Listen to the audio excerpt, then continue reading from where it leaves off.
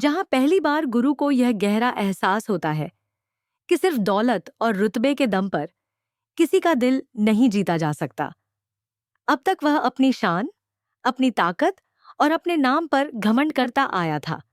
उसे लगता था कि उसके पास जो कुछ है वही उसकी असली पहचान है। लेकिन रूहानी ने उसकी इस सोच को पूरी तरह से बदल कर रख दिया। उसने गुरु को यह दिखा दिया कि असली इज्जत और सच्चाई किसी भी धन दौलत से कहीं ज्यादा बड़ी होती है। गुरु का परिवार शहर में एक बड़े नाम के रूप में जाना जाता है। उनका कारोबार दूर दूर तक फैला हुआ है और लोग उनके रुतबे से डरते भी हैं और प्रभावित भी होते हैं। लेकिन इस चमक दमक के पीछे कई ऐसे सच छिपे हुए हैं जिन पर हमेशा सवाल उठते रहे हैं।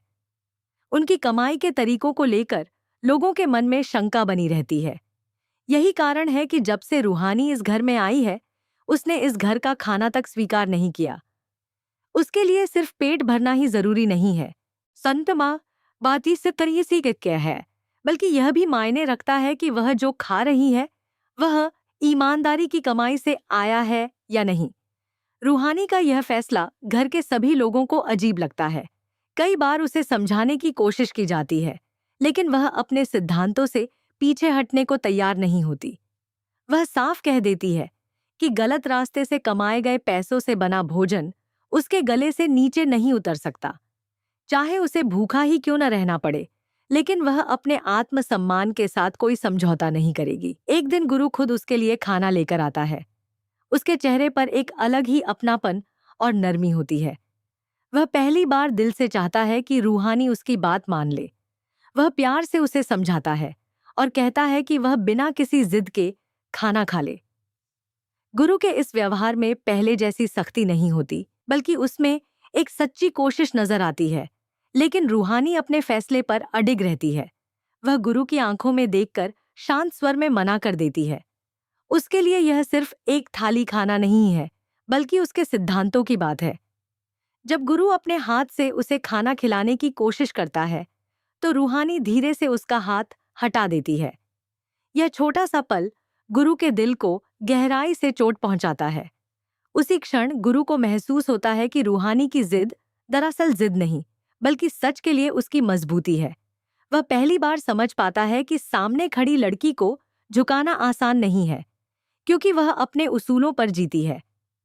यही एहसास गुरु के भीतर एक नई बेचैनी पैदा कर देता है।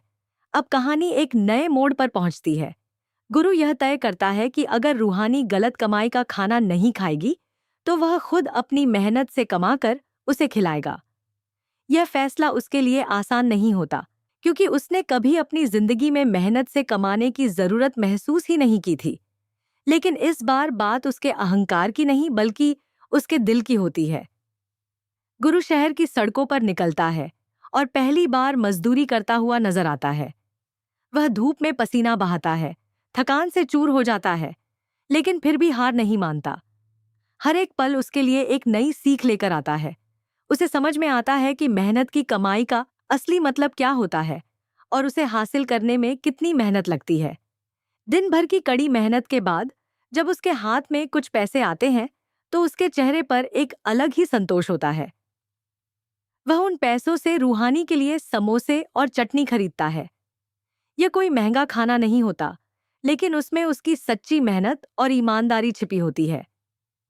जब गुरु वापस घर लौटता है और रूहानी के सामने वह खाना रखता है, तो उस पल में बहुत कुछ बदल चुका होता है।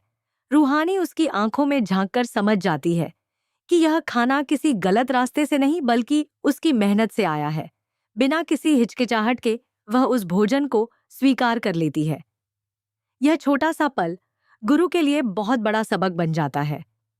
उसे एहसास होता है कि सच्चाई और मेहनत से कमाया गया सम्मान ही सबसे कीमती होता है।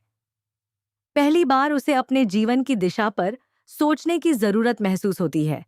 अब सवाल यह उठता है कि क्या यह बदलाव स्थायी होगा?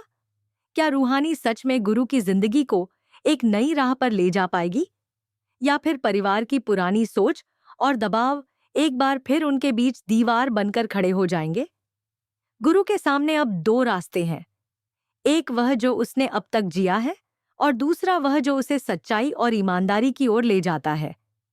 कहानी यहीं से और भी दिलचस्प हो जाती है, क्योंकि अब यह सिर्फ दो लोगों की कहानी नहीं रह जाती, बल्कि यह उस सोच की लड़ाई बन जाती है जो वर्षों से चली आ रही है। यह देखना दिलचस्प होगा कि गुरु अपने नए एहसास को कितना आगे ले जा पाता है और क्या वह सच में अपने जीवन को बदलने का साहस जुटा पाता है।